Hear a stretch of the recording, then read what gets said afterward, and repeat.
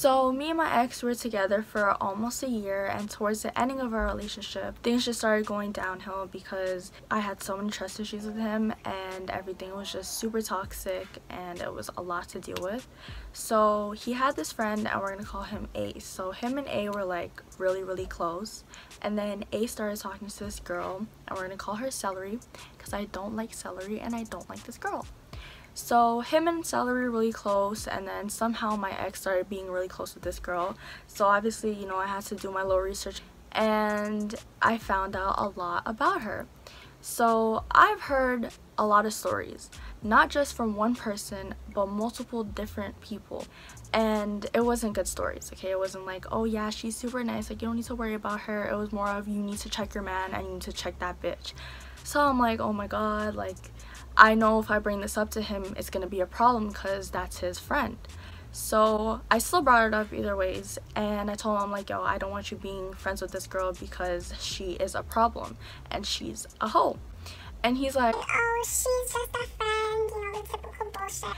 And he just kept telling me that I was tripping and that I had nothing to worry about, but I was still worrying because, you know, I'm crazy, everything just bothers me.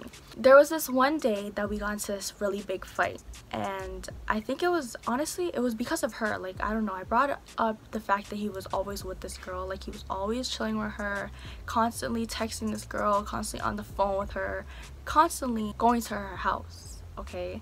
And I brought it up, I'm like, yo, you can't be doing this because we're in a relationship. If I was doing that, you would have been getting mad because I couldn't even have friends. Like, there was just so many double standards. I couldn't have no guy friends. It was terrible. So that caused a really big fight, but we ended up talking about it and everything was fine up until a couple hours after. He messages me and he's like, oh, A just picked him up, they're going to her house. So I'm like, really, nigga? I just left it and I told my brother's girl because I was just so frustrated, like I needed someone to talk to, and I told her. So she's like, yo, you need to put your foot down.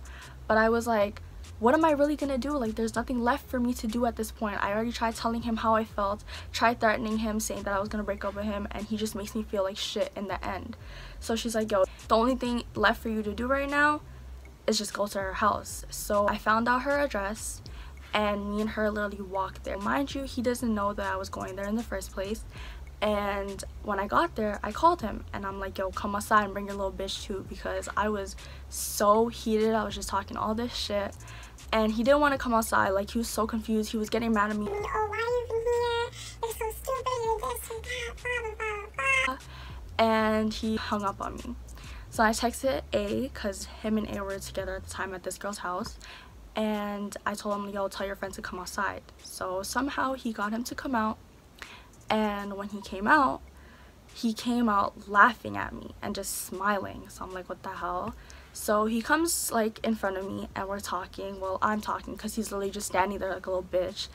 And as I'm talking, like mid-sentence, this guy starts laughing at me. So I'm like, yo, if you don't stop laughing, I'm gonna slap you. And he didn't believe me. He just continued to laugh. I was like, alright, bet, you want to play that? Let's go. Slapped him right across the face like I said I was going to.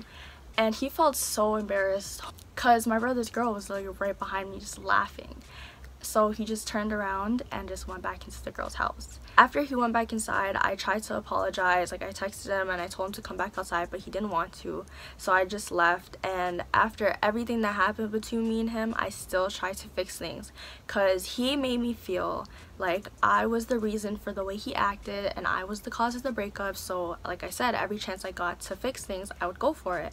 And I was leaving this one day to go on vacation, so I was leaving in the nighttime, and during the day I went to school. And I told him to come see me during my lunch just to talk before I left. And he's like, no, I don't want to, like, we're done. So I'm like, alright, if we're really done, give me everything I gave to you back. Come drop it off. And he's like, alright, I'm gonna come. So he gets to the school and he's ready to give me everything back. And I'm like, nope, you literally just got finessed. I just wanted you to come here so we could talk. And we ended up going to park up somewhere and we're talking, and I remember him constantly asking to drop me back to the school because his dad needed the car. So I'm like, alright, whatever. I got so fed up, I'm like, take me back. So we get back to the school, I get out the car, I'm walking towards the door to get inside, and something tells me to turn around.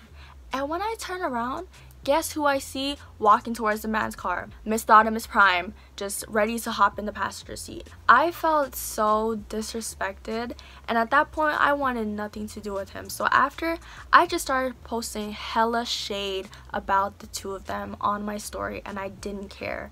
Like, I didn't care if she seen it, I didn't care if anyone else seen it and got mad. But I posted this one snap, and I'm gonna put it right here because, you know, I always walk with my receipts. But I posted it and she had me on Snap, so obviously she's gonna see it. So she replies and she's like, "A little birdie told me that this was for me. Is it true?" I'm like, hell yeah, like if the shoe fits, wear it, bitch.